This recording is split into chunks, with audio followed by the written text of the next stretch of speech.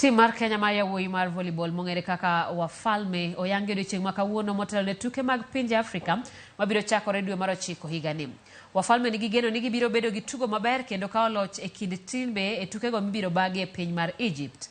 Timno ok oketo mana wang'gi kende e tuke mag piny Afrika e piny mar Egypt, ka bende gin kod geno ni gibiro tieko e thuolo mar adek mokwongo, kama biro miyogi thuolo mar yuoro e tuke mag pinje mangima. Tuke mag pinje mag Afrika bende ibiro tiyogo mar yudo points mabiro chwalo timno e tuke mag Olympics mibiro bagi higa manyien e boma ma Paris, piny mar France. Timno ting'o jotugo matugo e ligi mar pachoka kaachiel gi jotugo matugo e klepe e pinje maoko. Wafalme biro wuok pachoka tarik 29 dwe mar 9.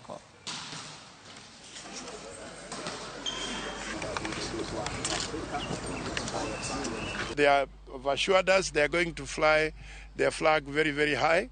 It's a mixture of players, some very young players in the early 20s, a mixture of middle-aged players, and also very seasoned ones. So it's a very rich blend of experience and youth.